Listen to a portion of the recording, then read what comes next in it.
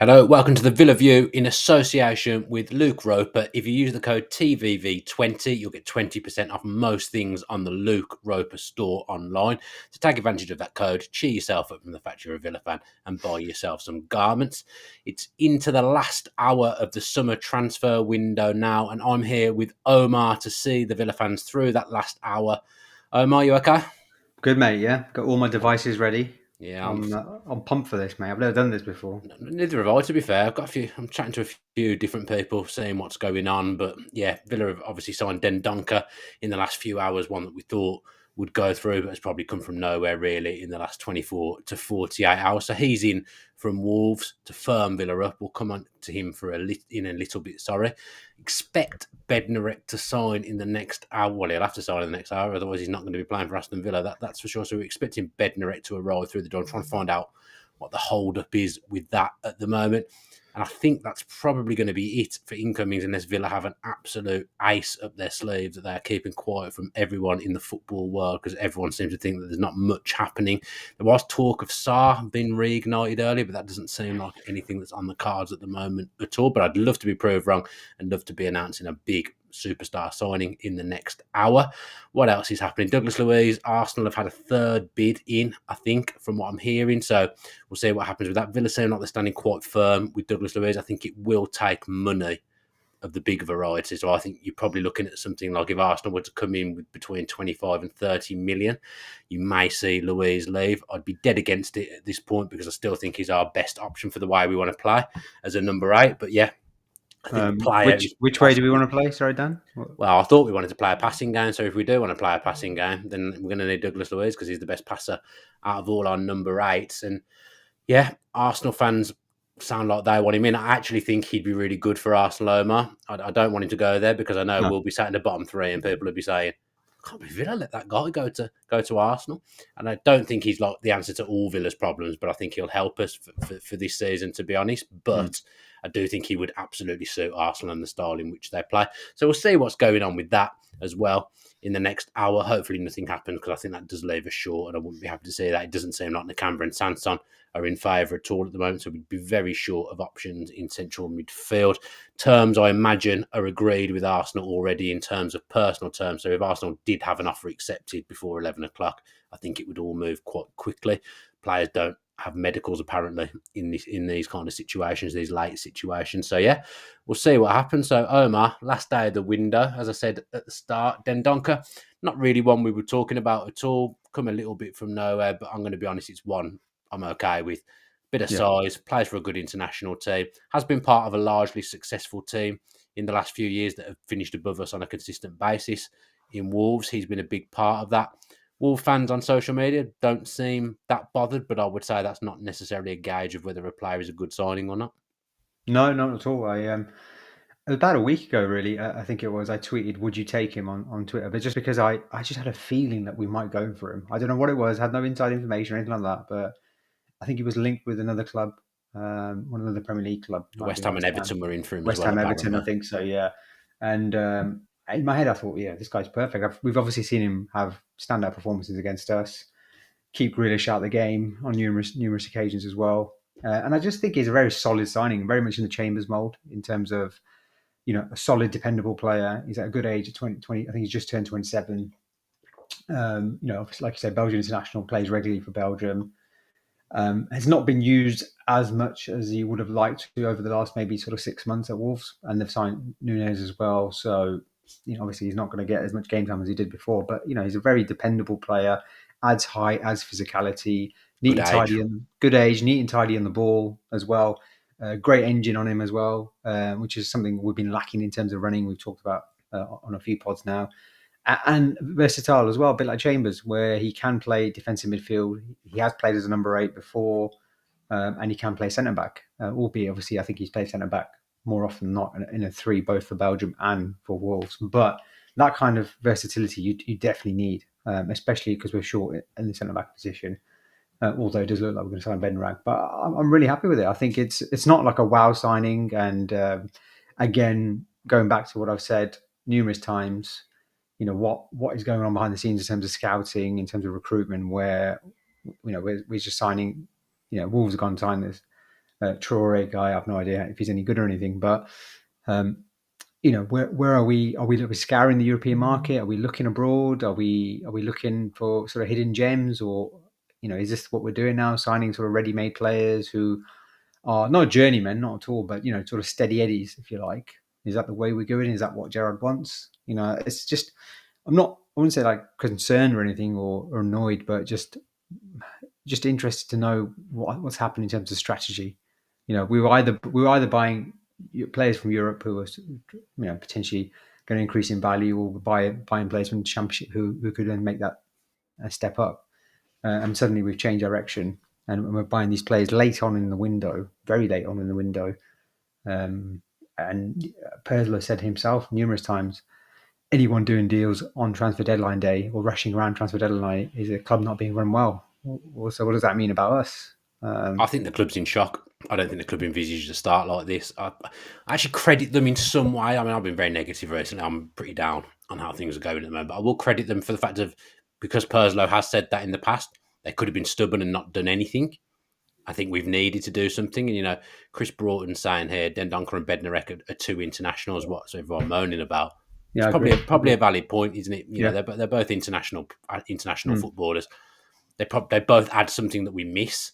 And also, you could say, about scouring the European market. Well, the two big signings that we've made, I don't exclude Coutinho in this because he was already at the club last season. But, the two big signings we've made in Diego Carlos, who obviously has ended up getting injured, and Kamara, they are players from Spain and France. We have pulled players in. I get what you're saying though. We're not pulling in like those hidden gems, because I think those two players were pretty well known. Doesn't Yeah, you know what it? Yeah, but is that what you plays get? like yeah. It's more like it's not so much. I think The players like, Brighton pull in, for example. Yeah, exactly. And I think I'm not asking because there's a risk to that involved. And I think we're at the stage now where, especially with Gerrard, where he wants sort of players that can come in and make an immediate impact because we're going to push on to the next level. Which again goes back to my point in terms of these players that we've signed recently. There's at their peak. There's no like in 2-3 years time maybe Gerrard will get it right and we'll progress and the team will gel. It's got to be now in the next season or two because that's when these players are in their peak. But it's more, there's signs like Paqueta, players like Diallo we were linked with, Akpo, these types of players who can take you to the next level, and they can either, they can fail. There's a risk to every signing, but these types of players where they can, if they do really well, take you to the next level. Whereas with the players that we're signing, the likes of Dendoncker, and Bednarek, you sort of know what you're going to get. They're sort of 6 out of 10 every week, which is fine. And the centre back position, especially, I think the club cannot be at fault for that because who knew Diego Carlos was going to get crocked? We had to get someone in quick. I imagine all the players that we had on our list have either gone elsewhere, as we know, or maybe signed new contracts or where they're currently at, or not looking to move. So you're sort of stuck. You're looking for the best for the rest, and I think Bednarek is a solid signing in that respect in the short term, on a short term deal. I have no issues with it. I think it's more sort of centre midfield. Dougie Luiz, what's happening there? Is he gonna go or not? The longer it goes on, the better position we're in with that. Well, it depends what you want. I can see it from both ways. In that, if Villa get a fee, a bit like Chukwuemeka, I wasn't as upset about that because he didn't play many games last season. But Luiz, to me, is a big part of this squad, and he's the most fitting midfielder for me as a number 8 at the moment. He's actually in a bit of form as well, which is rare in the Villa team at the moment. And he's got a relationship with Coutinho, which seems to be rare in the Villa team at the moment. So he's the only one who can score a goal. Yeah. I want him to stay. I've never been a huge fan of Douglas Luiz. People remember that tweet I did like 3 or 4 years ago where I said this isn't La Liga, and then got absolutely panned on Twitter for ages for what I said. But at the moment, I think although he doesn't solve all our problems, I think he just provides something that the other number 8s at the club cannot provide, and I think that's what we need in the team at the moment. And it's a bit like that with Dendoncker. Actually, he will provide something that the other midfielders in the squad can't provide. Being a multifunctional player as well nowadays is really important. You look at Brighton; they just change formation at the drop of a hat. With the players that are on the pitch, they've got like Solly March who can play pretty much anywhere. They've got centre backs that can move into midfield, centre backs that can play at full back. They can just change it at the drop of a hat during a game if it's not going well. And I know they lost, but they did that on Tuesday against Fulham. We're not able to do that, and someone like Dendoncker will do that. I've had a text saying that Bednarek will be announced later. So it sounds like that is done, but don't shoot the messenger if it doesn't Yeah, happen. I'm just I telling think you what people are saying we're to me. deadline day as well. I saw someone earlier moaning about, why isn't anyone, why isn't there quotes from Gerrard about Dendoncker or pictures with him or anything like that? I think deadline day, there's so many deals happening. Anything could happen last minute. A player could become available, player could go. You've just got Yeah. to be, Well, we're at risk of that, you can't, aren't we? yeah, exactly. And you can't be worrying too much about the media side of it and announcing signings. You just got to get to the point where you get as much as you need to get done. It's unfortunate that we're in this position. I think like I said, with the centre back, I completely, I hold the club not responsible for that at all. I think it's one of those things where it was always going to go to the last day because there's so many moving parts. We've seen Craig Dawson, Bednarek, Kaletikar, all these types of players are all linked in some way. There's a sort of a moving chain, isn't there? So players need to move. Some players might come, some players might not come. Bednarek looked like he was going West Ham, and then Dawson looked like he was going to Wolves, and then suddenly that's not happening. He's coming to us. So Yeah, and I don't that's the blame point. that. You can lose a player as well that you've got Yeah, coming. yeah. That can easily happen. I mean, it doesn't sound like that has happened to us, but Southampton, let's say they didn't get who they wanted, they could easily turn around and just say, "Well, we're not giving you him." I mean, do you remember when we thought we were going to sign? Was it Leroy Fer? And we ended up with Tom Carroll. So Yeah, that really did come from nowhere. yeah, so it's one of those. But what What a I'm concerned signing! about is, what I don't understand why we haven't gone for Dendoncker earlier. Like, we did a midfielder for ages. Maybe he Is he wasn't the right? available. Yeah, I don't know. I think he's been available for a while, but maybe because they were looking to sign this Traore guy.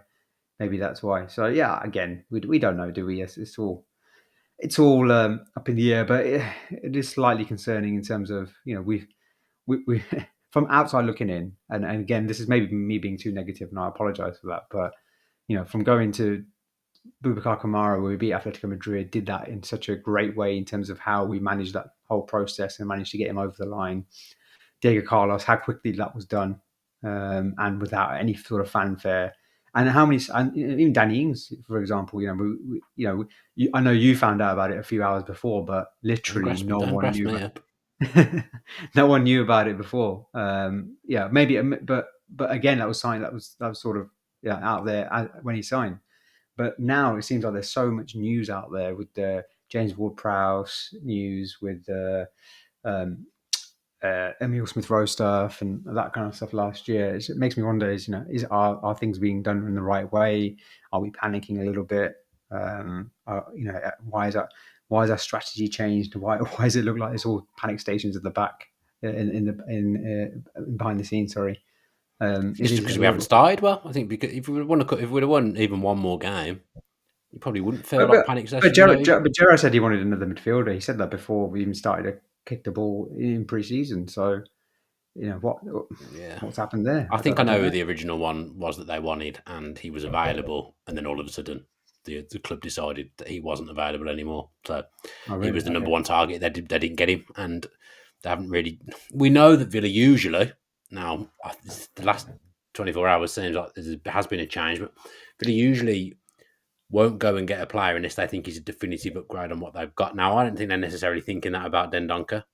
I just think they've realised that they need something different, a different kind of option. And you have got the five subs now, and I think Dendoncker. Yeah, you've got Kamara can play centre back as well, can't he? He's played centre back Yeah. And Kamara in his career. can play number 8 as well. It So might, this points to me that if we're bringing in Dendoncker, I think he's probably been brought into play. I would guess because he might as well stay at Wolves and sit on the bench if he's going to come to Villa and I agree. sit on the bench. It speaks to me that we might be going 4-2-3-1, which I think is what fans have wanted. Because I suppose he can play as a box to box midfielder. I suppose that is his game. I suppose he is a box to box, but then that's No, McGinn and yeah, That's McGinn and Ramsey's job as well. That's their role, their best role. But yeah. I central think he's midfielders don't go box to box for Villa. no, he's better. He's better defensively, I think. Yeah, And again, at least we'll be better in both boxes now. You'd expect. he's Because 6'2", Dendonker's, isn't he? yeah, Dendoncker. and he's good in the box as well, in the opposition box. He scores goals and he gets himself in good He position. scored a bit So of park, didn't he, he in the scored a bit of lockdown bark, season? yeah. He has scored a The few one. goals, and obviously Bednarek is the same as well. So at least we'll have. I think Bednarek reminds me a bit like a James Collins type signing under Martin O'Neill, where Yeah, maybe just needs a change of scenery. yeah, Been there a while. no nonsense, change of scenery, a solid, dependable guy who won't make too many mistakes, and will do a good job. And if it's a 1 year loan, then we've got Carlos coming back. I think that's probably that's pretty sensible business. I'm not Dendoncker and Bednarek. I'm quite happy with. Really am. I don't think people can moan too much about those two All people will signings. moan. People will find something to moan about, Yeah, Omar. I think maybe where we are lacking one hole is if Dougie Luiz goes. Yeah, definitely. I think in terms of a sort of a player that can pass the ball, because Ramsey and McGinn and Sanson all very similar type players. And then Dendoncker and Kamara, you expect, are going to be playing that double pivot or vying for the same position. Dougie Luiz does offer something different.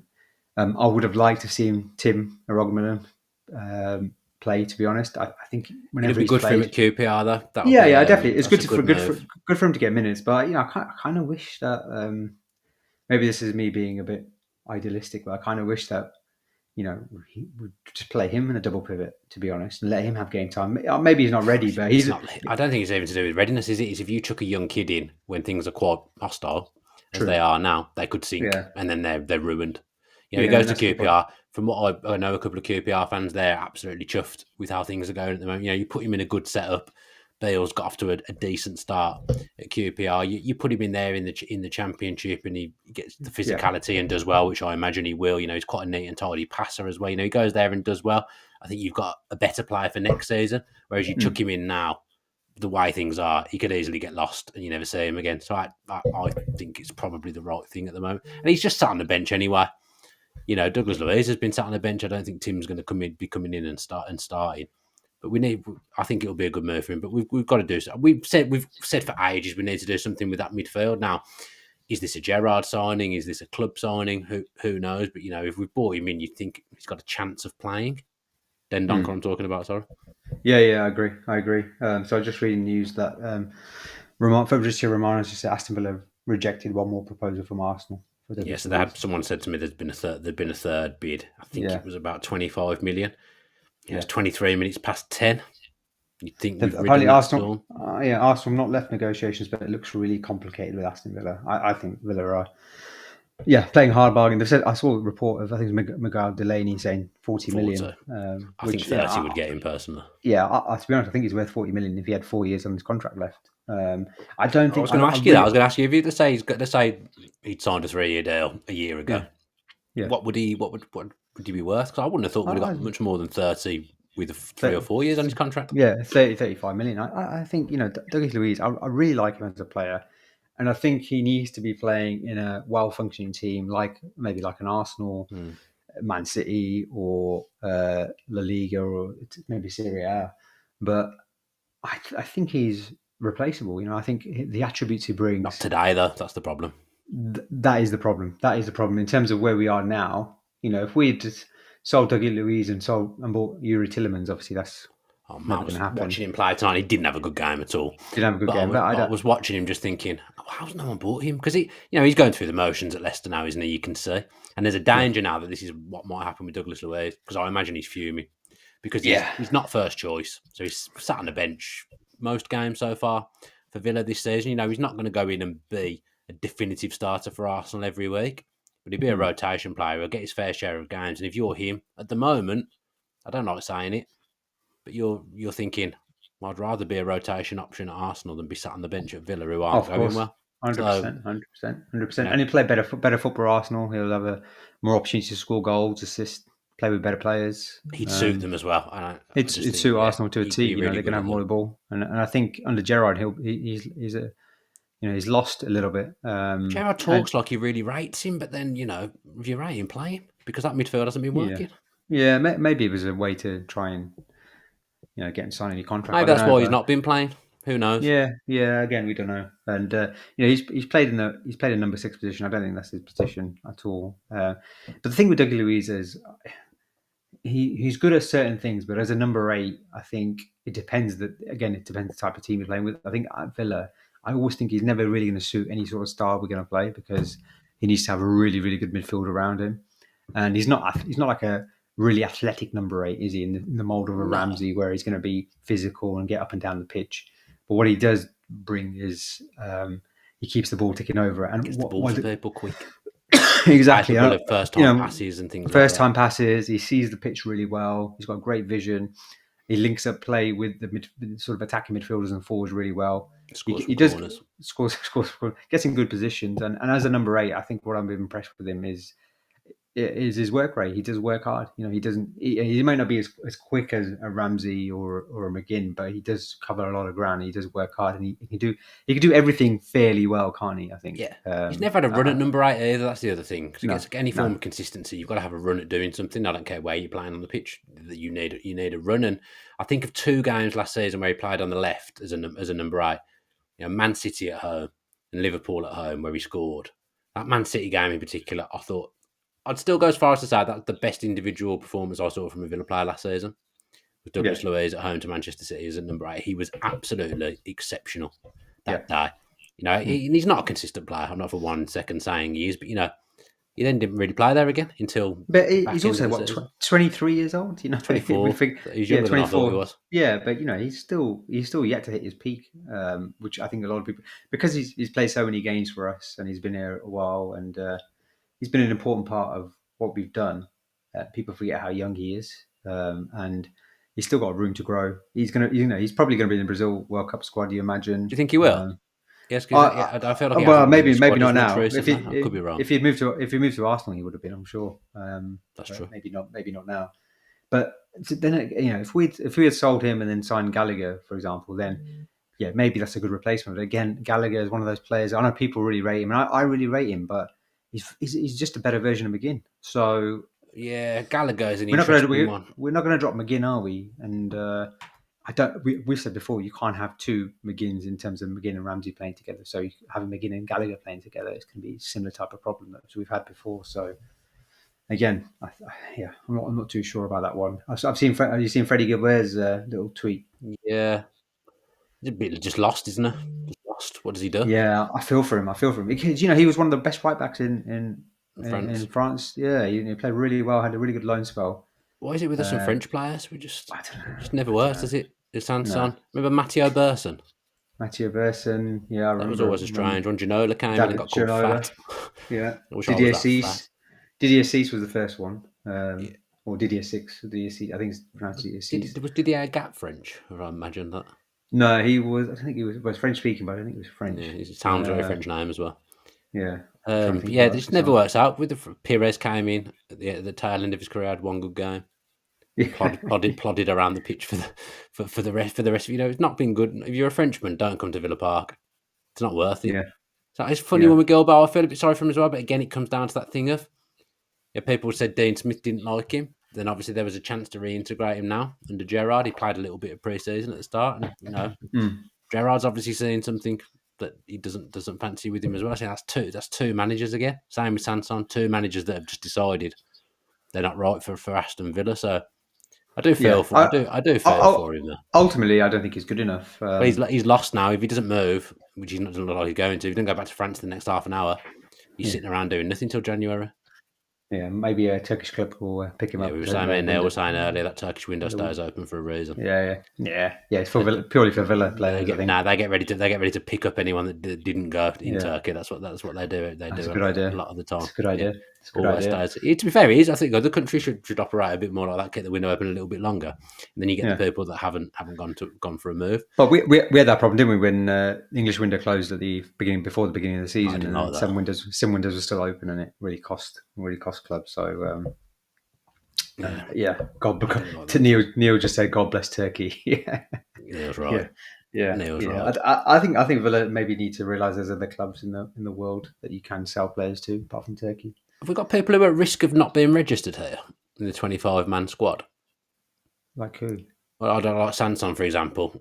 He's obviously not. Oh yeah, no. I think at the moment would we have enough to register Sanson? I don't know why I've asked you as if you'll know the answer to this. I can find out, but I think it'll be fine because we're close to the threshold. We bring Bednarek and Dendoncker in. Where we then hitting our 25, where that we're going to have senior players not being able to be registered. I imagine we'd be okay. I think we'll be fine. Off the top of my head, but because our Ghazi Traore's gone. Yeah, if anyone wants to do the math for us and let us know in the comments, then do that.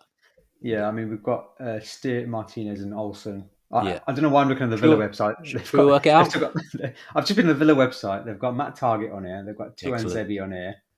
Courtney House. Tuanzebe's still on there. Tuanzebe, Trezeguet's on here. Traore's on here. Unless we've suddenly just made a load of signings back that we don't know about. Chukwuemeka's on here. Keenan Good Davis is work, on here. Villa. What is Excellent one of work, these? Villa. I'm going on Excellent. the official app to see what the Don't go state on is. that. Go on Premier League. I think that's probably better. Yeah, it's more up to I just date. want to see player profiles. 1, 2, 3, It's up to 4, date on the app, to 5. be fair. Yeah, it's on the iPad. 1, 2, 3, I 4. think that's just an Omar software update problem on the iPad. I'm going to go with. How it's on Safari? How's that an update Okay, fair problem? enough. 3, I start 4, the app. 5, 6, 7, 8, 9, 10, 11, 12, 13, 14, 15, 16, 17, 18, 19, 20, 21, 22, 23. Yeah, we're okay. Because Archer and Ramsey, I don't think, would need to be registered because they're too young. Yeah. They're more than enough room. I've just totally forgot we signed Augustinson, by the way. Where has he been? He's been injured, hasn't he? He got a little bit of a knock. I expected to see him against Bolton. Yeah. Although the way Luka Dean's playing at the moment, he might be expecting to be in the team himself in the Premier League. Oh yeah, I was thinking about that. I wouldn't be surprised he's actually young, maybe even given a nod if he's. I'm scared of. I don't want to think about Saturday. There's a very real chance Haaland could score 2 hat-tricks in that game at the moment. He scores a hat-trick every week. He's coming up against us. Triple captain time, maybe. But will Pep rest him before the Champions League? That's the question, isn't it? He did say that he would be resting him at some point, but we won't get that luck. It won't be us. Even Alvarez would score a hat-trick instead. He looks quite handy as well for Man City. So I'm very worried about that. I'm yet to watch a team really. And would I have seen every team live at this point on the telly? Don't know. I'm yet to watch a team and think, oh, we're better than them. No. I watched quite a bit, especially on Tuesday. I switched between all the games and watched at least sort of 45 minutes of every team. And a lot of teams, Leeds are better than us. Fulham are better than us. Better than us. Brighton. I'm not sure in terms of better than us, but not on paper, but to the eye, definitely every in terms of better than us. In terms of a plan, no play. I was saying this on we were doing a Spaces last night, and every team, the quality of the Premier League, I don't think has ever been higher. I think every team has good quality. The likes of even Brentford signing really good players. They got a bit of fight as well. They go behind, they come back, we go behind, game over. Crystal Palace have got some good players. Leeds have got some good players, and there's good quality all around the Premier League now. But also, a lot of them have good coaches. They'll have a strategy. They always have a way. They will have an identity, a way of playing, and they play with desire. They play with pace. They play with conviction. They've got movement off the ball. That was the biggest thing I saw watching those matches. Was like Brentford, Crystal Palace. Midfielder gets the ball. There's 3 or 4 players buzzing around with giving them an option. I was watching Coutinho on against West Ham, and I was just so frustrated because he was getting the ball, dropping the shoulder, get into position, looking for a pass, and there was just Danny Ings and Watkins standing there, and then McGinn was playing left back, and Luka Dean was playing left back, and then Luiz was tucking it next to Kamara, and Matty Cash was not good. way over in the right hand corner, and I was just thinking, what are we doing here? Like, where's the movement? Where's the plan here? And every other team seems to have some sort of plan. And you wouldn't mind, even playing long ball or playing counter-attacking football. You wouldn't mind. At least it would be a style. At least we have a style, And that's why I was thinking, if we sign Ismail Assar and Didonka, play 4-2-3-1, and you got Watkins, Bailey, and Sarr as your front 3. That's pretty frightening in terms of counter-attacking style. At least you can do that. At least that's an option. You can pick up enough points then to have an okay season, but with where we are at the moment, it's difficult to see that. And that is the other option, Dan. I don't know what you think, but I think we sold out Ghazi obviously, and ultimately he's not good enough for where we want to be. But in terms of where we are now, he's probably good enough. Sad to see him go, in all honesty, not because I thought he was going to play or anything like that. Just you realise that squad, the players that got us back to the Premier League, that connection. There's only 2-3 left if you include Jedster at the moment. So it's here's Neil with the breaking news. Arsenal finished with Luiz, not happening. If it's come from David Ornstein, it's 1,000% true. He's the most professional person I've ever worked with in my life, David Ornstein. And very good at everything, good at writing, good at talking. I mean, that's not everything, that's 2 things. But you catch the drift of what I'm trying to say. I'm sure he's good at other things as well, David Ornstein. I'm sure he's got lots of stuff he's good really good at squash, really good chess player.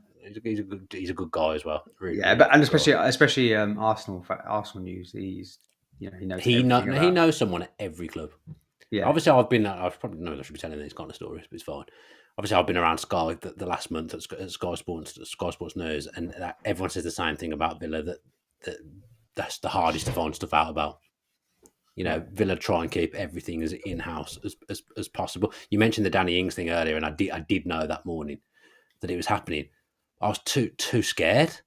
I was scared all day of that coming out, and then someone thinking it was me that had been the one that had leaked it. And obviously, I've just revealed that I told you, so that's not great for me. Yeah, but you told me afterwards, so Oh, did not I? like you Okay, told me before. fine. But To be fair, you could be lying. I knew about Darren Bent the I was Friday before it happened. genuinely So, scared yeah. that because I knew it was happening. I knew how top secret it was. I was genuinely scared that if it came out, I would get the blame. That was Yeah. bad. That was a bad day. Yeah. It was a bad day. It was a bad day Yeah. anyway because Jack Grealish went that day, and part of me still does think. I think about this every now and again.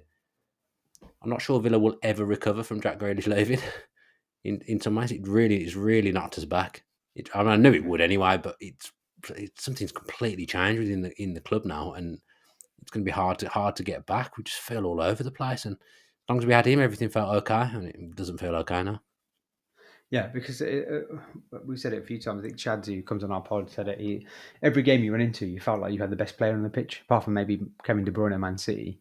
When Jack Grealish, Aston Villa, Jack Grealish, not maybe not Man City, but Jack Grealish, but Aston Villa, Jack Grealish. We played Liverpool, and we did have the best player on the pitch.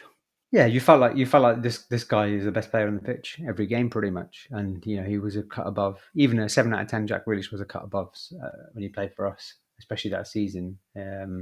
So yeah, it was a tough one. I don't think we recovered, and I don't think it's been managed well since then as well. And I think it's knocked everyone for six a little bit. But it's good news that Dougie Luiz is staying. I think that's good news. Where he fits in now, he will be not happy though. There's going to be some no, work he to do won't to be. pull him back Yeah, in. but He will not be happy. he's a professional though, aren't they? End of the day, Jack Grealish wasn't happy when we couldn't go to Spurs when we were in the Championship, and True. I know he's a Villa fan too. He's never going to throw his toys out the pram, but Dougie Luiz has friends at the club. His girlfriend. He's got some comforts in Birmingham. He's got some things to stay for. Yeah, exactly. And he's been here a long time already in comparison to the rest of his career. So I'm sure he'll be fine. He'll want to play. He'll want to play. Yeah. I'm sure he'd be perfectly happy if he was on the pitch. He should be playing. Yeah. He should be. 100%. I know you guys talked about the Arsenal game already, you and Neil, but 100% he should have been playing. They should be playing a 4-2-3-1, and we should have been fairly solid at the back. And there's no way that we, could see the amount of chances that we did in that game, and it's such a one-sided game. And speaking to Arsenal fans, they were shocked at how one-sided it was because they always expect a tough. I know last year we weren't that great as well, but Villa always give Arsenal a good game at the Emirates. Yeah, it could have been more last night as well. Yeah, should have been more. And should have been more. Yeah, and it was really.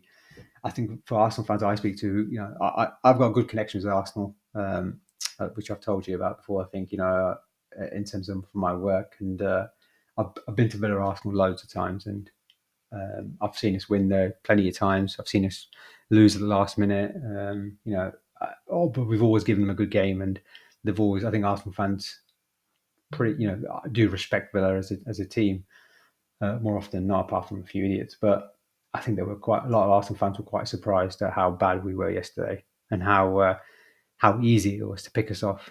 And obviously they should have scored a lot more, as we said. But we move on now, and I think if Dendonker's coming in, then hopefully that, I don't know what you think, but I think that signals to me a change in strategy or change in formation.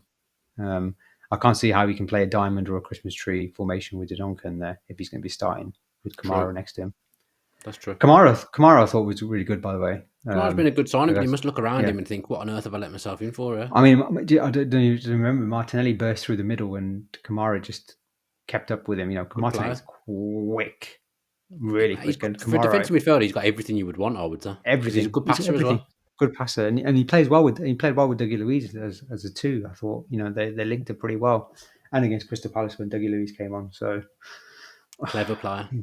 Yeah, exactly. You just need good quality around him, but maybe it's a confidence thing as well. The player's confidence isn't high at the moment, which never helps. Obviously the fans are upset as well, and that unfortunately, that does ride out onto the pitch as well. Players do things that they wouldn't normally do because they don't want to upset the crowd. That's just a fact of football. But We've got to get something back. I mean, Saturday, it isn't going to be on Saturday. Again, even the most optimistic Villa fan in the world, which I've been at times, realistically, there's nothing to be had for Villa on Saturday other than don't get embarrassed. And I hate saying that, but it's scary. We are so bang out of form, and they're so bang in form with the best striker on the planet at the moment. That, they'll smell blood. Haaland could score 6 and go off after an hour, have a rest, because he could have Yeah, already scored 6 by that time. I'm yeah. genuinely concerned. I You I know. raised the point about Arsenal that you were just saying. It wasn't that long ago. We went there and won 3-0, and we were looking like, oh, we could be the real deal here. And everyone's thinking, what on I, earth's going on with Arsenal? Now I they're actually top of think, the league, and we're on the way down again. yeah, I think I came on the Villa View then was one of my first two or three appearances on there. I remember saying I feel like we're the best, that we can be the best of the rest alongside Arsenal and Yeah, Spurs, we because I were think on the Spurs up, were in a they bit were on the way down.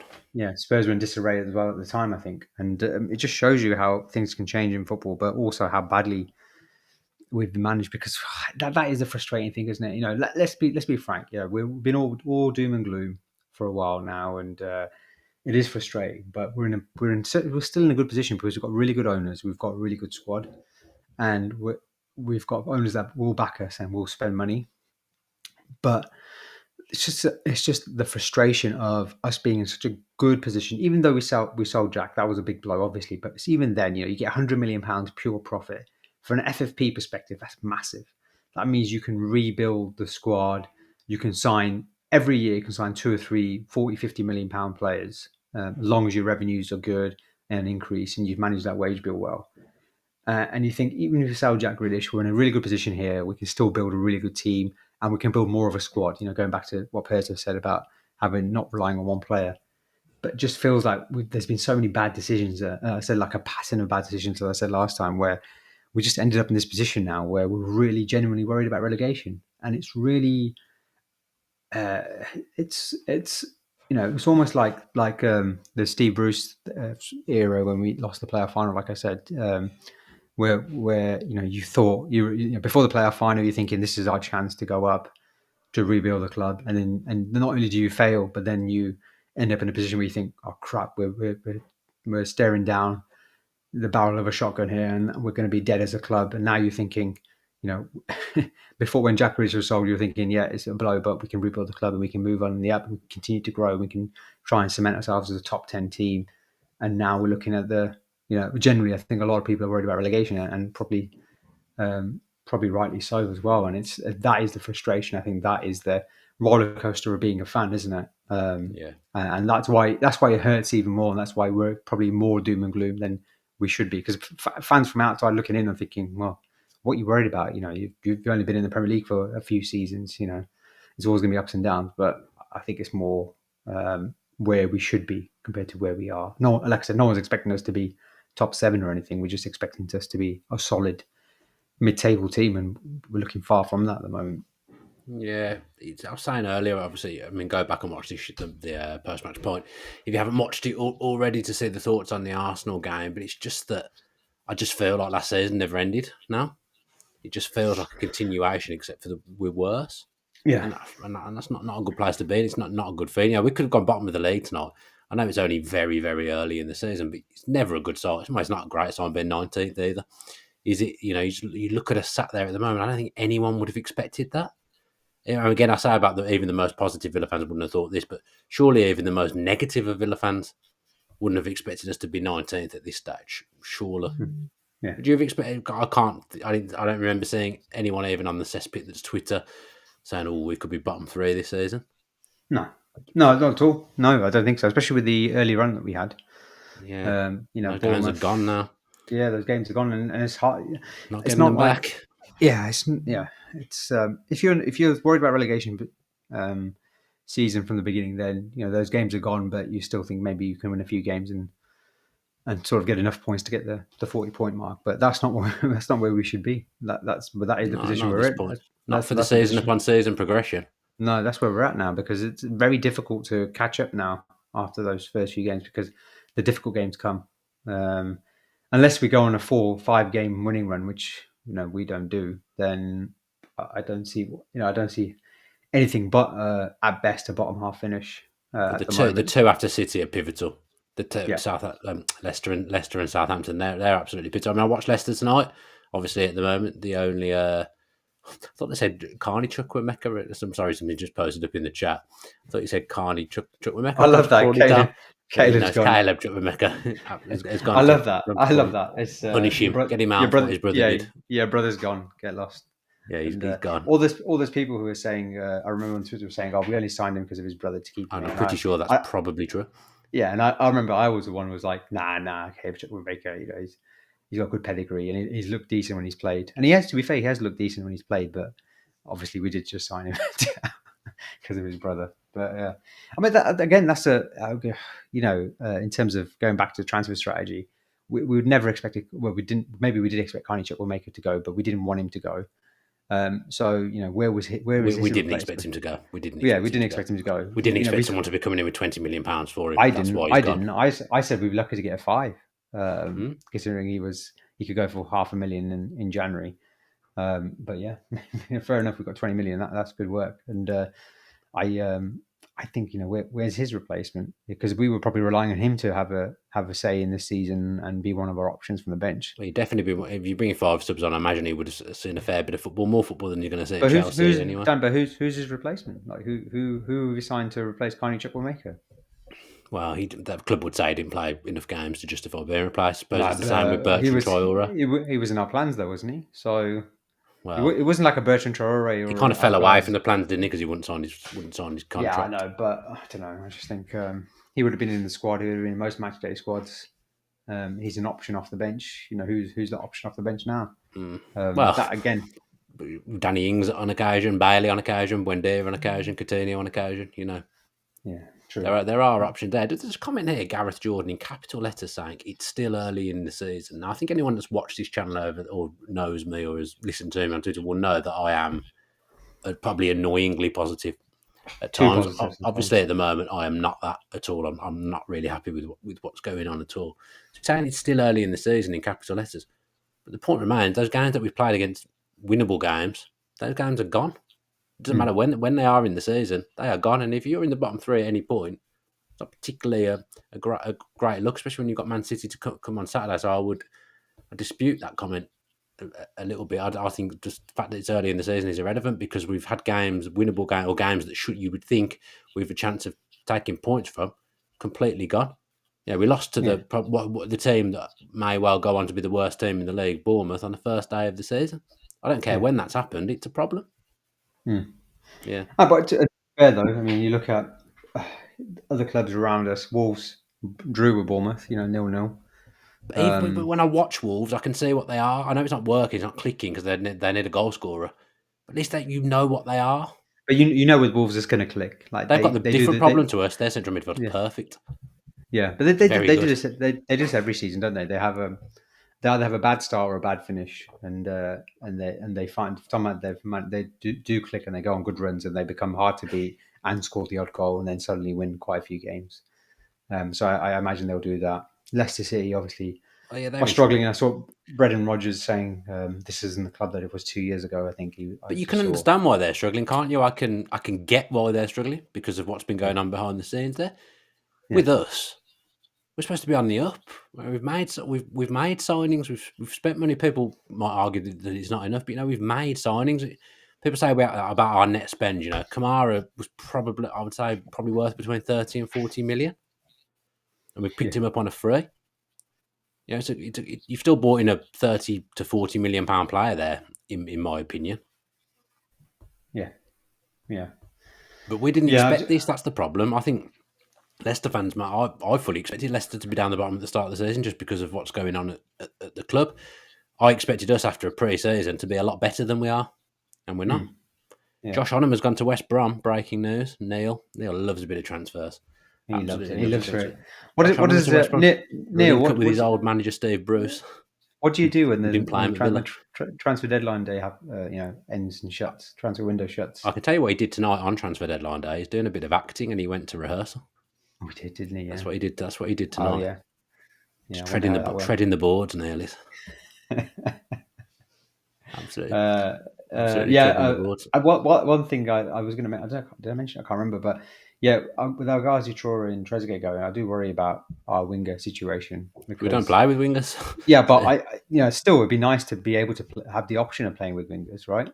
It would be nice to switch it up, whether we do it or not. But we've just got Bailey. our I suppose fullbacks are our what wingers, Omar. You oh know my that.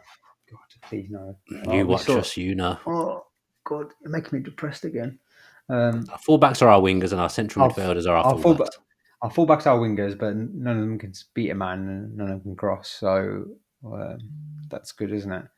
But yeah, I mean, Leon Bailey, I thought, yeah, he was sort of hit and miss yesterday, but he's I our actually thought he brightest. was out of everyone. I Our, thought he was bright. yeah, our brightest moments came from him. He had a good chance, or made it a good chance, and he showed. I think he showed willingness. Worked fairly hard, but I think he showed willingness to create something and make something happen. And I just think in Premier League you need wide players. There's not many successful teams that don't have wide players, or When you or, say or that, right? When you say that, like on Liverpool's front three, for example, Salah players on the right and Diaz on the left. Would you class them as wide players?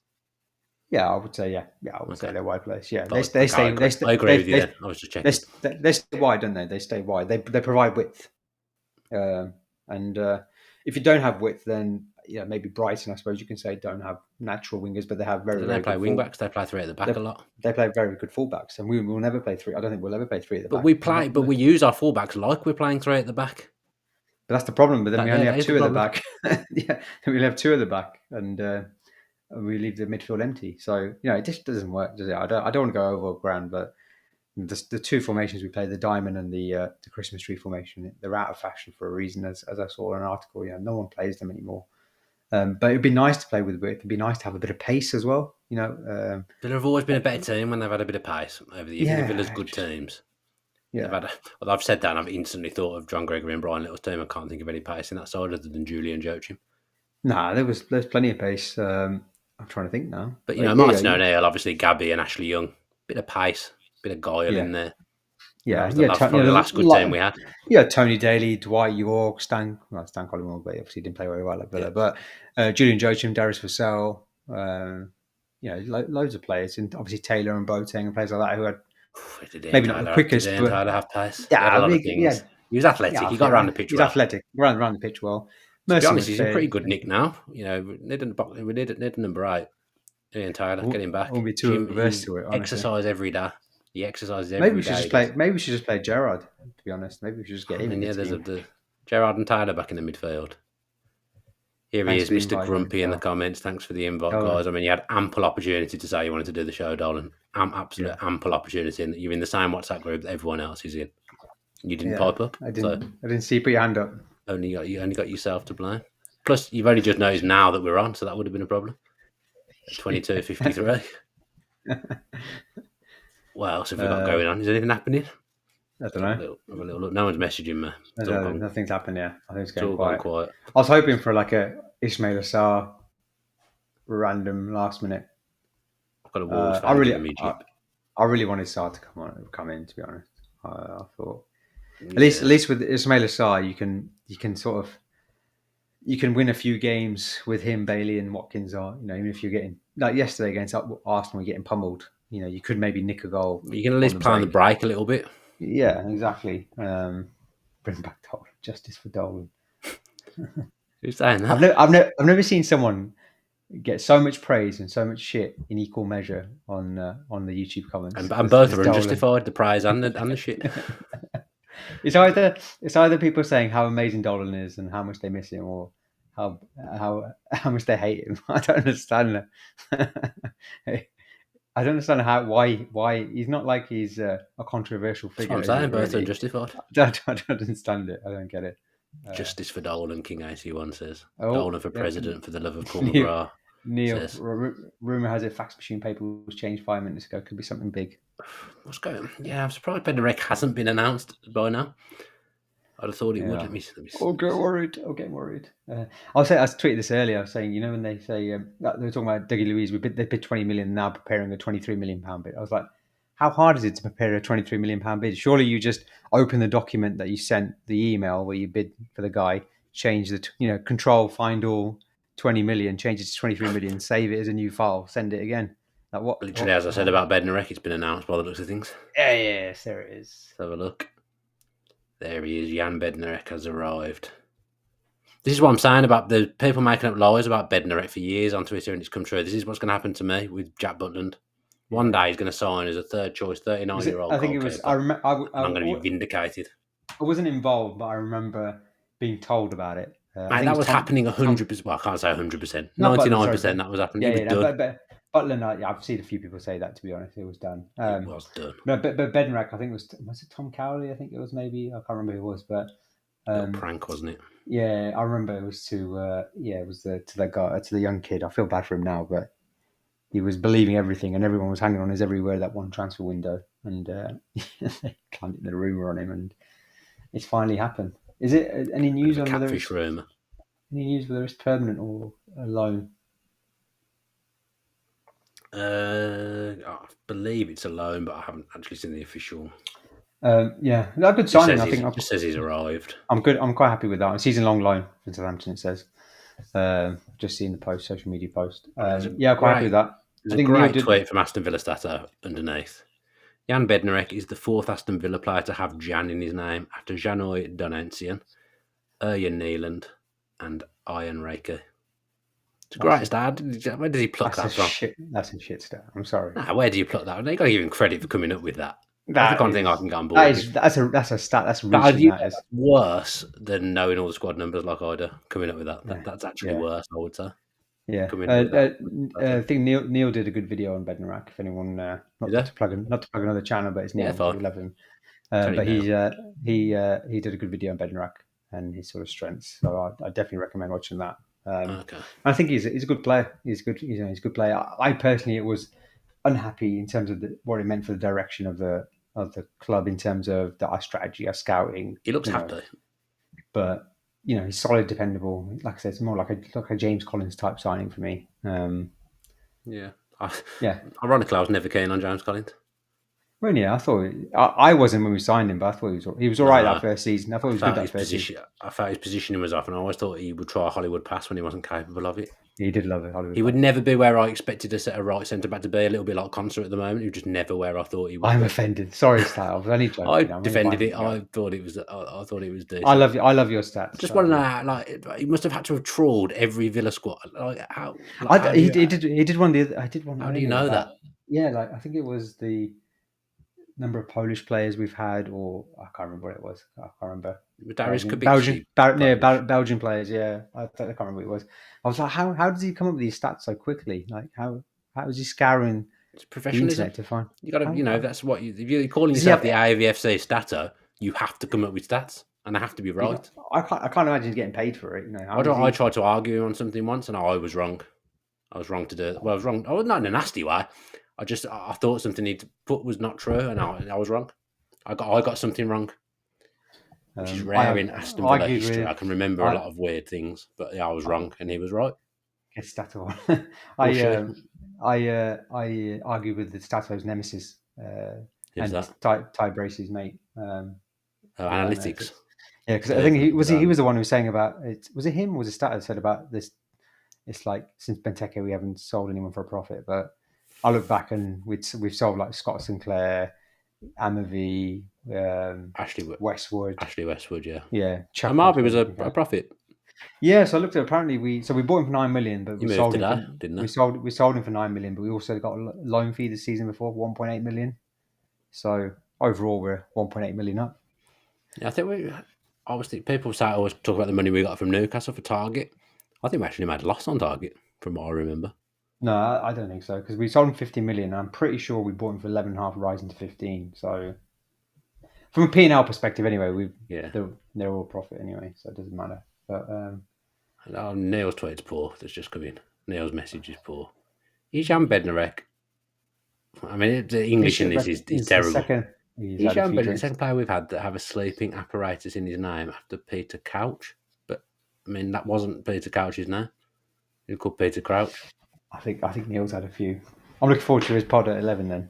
In fact, I hope his acting tonight went better than his writing there. To be fair.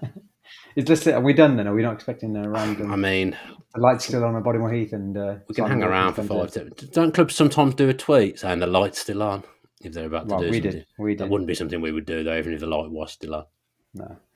Overall, what would you give our? Go on. What would you give Ooh, out of 10? I like it turning into the interviewer. Yeah.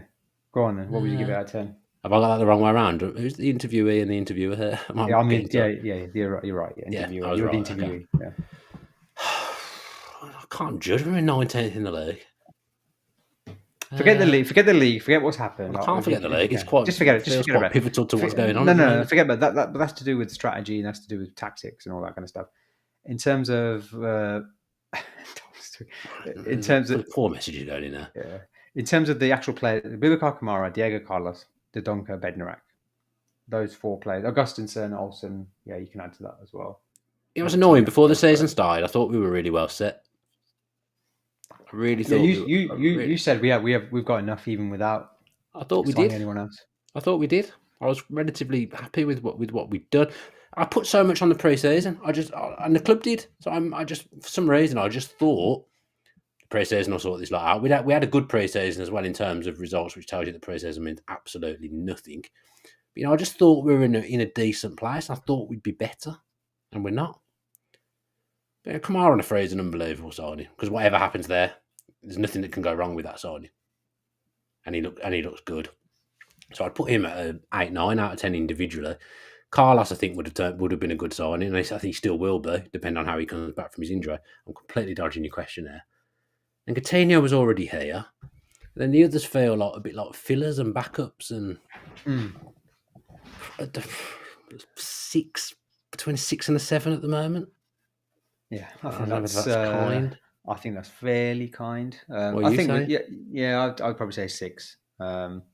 I don't think you can knock the Kamara and Diego Carlos signings, really. No, I think, Carlos, unfortunate what's happened, but they both look to be excellent signings based on what we've seen so far. Some higher ratings here than I was anticipating. Yeah, -2 from Dolan. Right on song that was. I think I always feel like with Villa we're always one player short every transfer window. Where do you think we're short now? I worry about us in the wide in terms of pace in wide areas. I think we're short there. I think now Doug Luiz is staying. I'm quite happy with our midfield.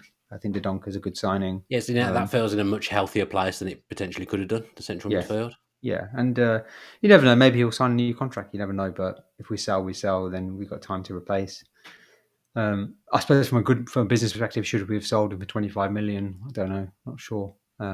Probably from a business side of things, pure numbers things, you probably think actually we should have maybe taken the money. But then we'd all be sat here saying we're a bit short in central midfield. I think for me, what it is I remember so many post-match interviews. Gerrard was he sort of hinted at summer being a big summer and change. We were going to make big statement signings and things like that. And I suppose Carlos and Kamara are that to some extent. But Christopher Gonzalez says Carlos and Kamara 9 out of 10, the rest 5. I think that's fair. Yeah, I think that's fair. But you could say, if Augenstein and Olsen they're bought in to be stable backups and that's what they do, then that's a good signing in a way. If you catch my drift. Yeah, I like Olsen. I obviously haven't seen Augustinson enough to comment, but Olsen I think is a really good backup goalkeeper. And maybe we'll need him after Martinez as well. I suppose it's a bit difficult. Martinez's performance, he should have not both goals. I think it was a fault for. But I honestly think he doesn't make those mistakes if he's not at Arsenal. It's almost down to almost trying too hard again. Yeah, I think so. And also wanting to do well too much because it's Arsenal. And he's getting peppered with shots as well. So he's way too busy. Way too busy. But I just thought I think everyone was expecting someone else. I think another forward, like a better forward than Ings and Watkins would have been nice. Maybe. I said this earlier. We could have anyone up there at the moment. They're not going to get any chances. Yeah, but I'm saying before the season started. I mean, before we even knew we were going to be this bad, I would have liked a striker, a higher profile, top quality striker, maybe. But I feel like we're a bit short in the wide areas, and mainly because I like to see us play with pace and a bit of width. But we could play Bailey wider.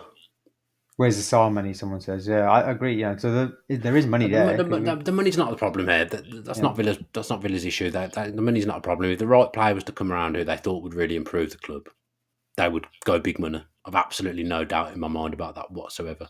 They would do it. Mm. If Gabriel Jesus had been available and had wanted to come to Villa, for example, the club would have spent that 45 million on him. They would have done. But if the right player's not there, they won't do it. The one I'm upset, the one I like, I keep going on about him on Sky and who scored and whatever else. Paulinho at Fulham, he's a good player, big Mm. player. Maybe Dendoncker will do a similar job for us, but he just infinitely made Fulham a better side straight away with a bit of presence in the midfield, a bit of size, a bit of height, Ah, good on the ball, yeah, good tackler.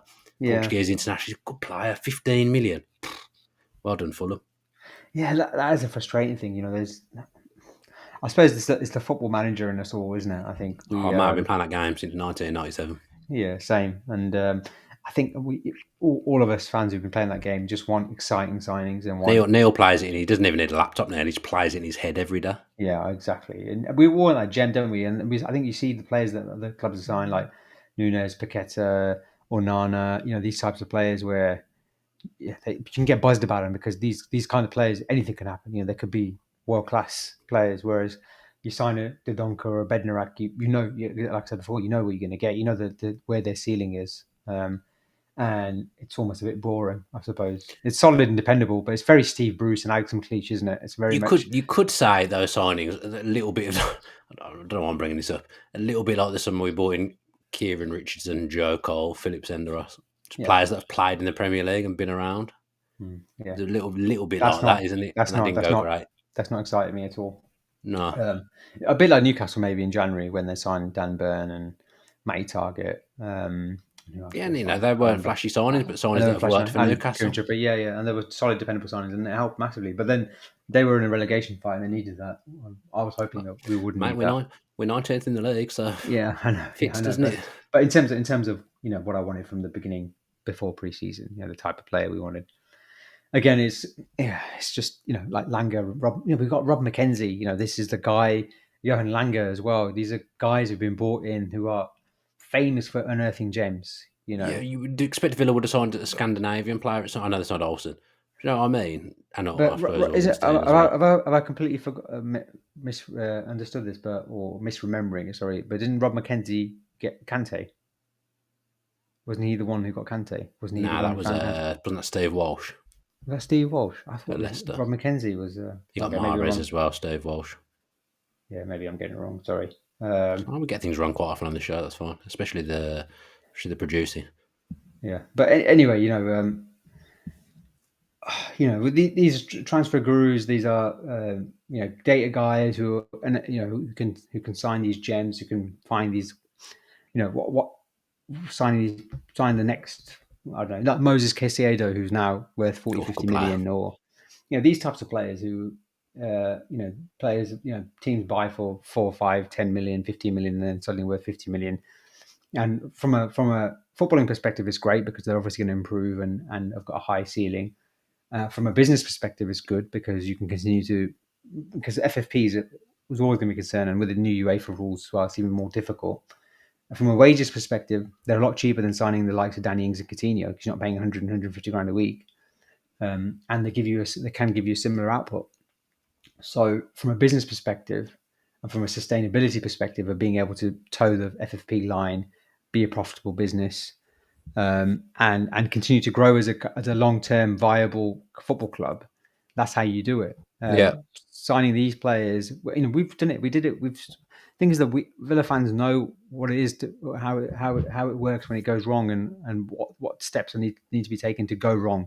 Likes of Ross McCormack, Scott Hogan, these types of players, and what we've done previously in the past with likes of Stephen Ireland, etc., where you spend big money on these types of players, where when it does go wrong, there's no resale value, there's nothing there, there's no coming back, and you're in a the position where you're losses Villa have made over the years on yeah, signings must be yeah. scary. We're still eighth, I think, for net spend in the last 10 years, and we have hardly been in the league. So again, that's the worry. It's I think you need a bit of nous, you need a bit of experience, but you still need those gems. Boubacar Kamara is definitely the kind of player you want. Buy him on a freeze. Guy's going to be worth 40, 50 million pounds. That's brilliant. That's good business. But these other players, looking at, someone just tweeted the ages of the players that Gerrard signed: 30, 27, 28, 29, 32, 22 Kamara, 28, 27, 26. Now, obviously, I understand footballers nowadays in the modern era, they peak a lot later and they can go on and play at the high level for a lot longer than they did, say, 10, 15 years ago. But still, in terms of resale value, in terms of building that sustainable business and being able to continue to grow. Because at the end of the day, if you need good assets to sell and recycle that money and then continue to grow and be a good club and sign good players. And if you in a position where you're taking big losses on the likes of Danny Ings, and because that is very viable that Danny Ings doesn't get too much of a kick this season if we decide to continue to play one up front. And I want it for it has to be Watkins, I'm afraid. It has to be Watkins, to be. and Danny Ings is going to cost you 100 odd grand a week, and it cost you 25 million, 30 million, and in 2 years' time he's going to end up at, I don't know, Bournemouth or whatever, and we're going to have to pay him off. And we all know it's going to happen. And we've seen it happen so many times in the past with players that we've signed under, even Martin O'Neill. We had like Habib Bey and players like that who are on big wages. That it's all well and good having that experience, but it's a difficult business model to continue for the longer term. Should we call it? Mainly because I feel, not that I'm having a good time, but I really feel like people aren't going to go back and watch a show that's an hour long that I haven't watched live. So we want to keep those views up. I think we've covered everything. It's not looking like Villa have got anything up their sleeve. A little bit of a magic transfer. Remember when we signed? Remember when we didn't know whether we'd signed Tom Cleverley or not? Yeah. Oh yeah. Suddenly from nowhere, like, was it a day later it announced that we signed? Yeah. Transfer window. It's deadline day is not the same, is it? When we were growing up and watching it, it's not as exciting as it was back in Sky Sports News days. I mean, Sky Sports News has come on leaps and bounds in the last month, Omar, as you well know. Oh, really? Some great fresh talent on there in the last month or so, I would say. But yeah, let's go. Two shows today on the Villa View. If you didn't listen to the match preview with myself and Neil, go back and depress yourself and listen to that. And of course, there'll be a match preview tomorrow, previewing that Man City onslaught that's about to come at the weekend at Villa Park. So yeah, watch out for that. Subscribe to the channel with your post notifications on, and you'll know when that's coming out. Thanks to everyone that's tuned in. Good numbers, I think, listening to me and Omar just talk rubbish for an hour. So thanks ever so much for tuning in. As I say, we'll be back tomorrow. Hopefully you've enjoyed the show. Up the Villa. Up the Villa.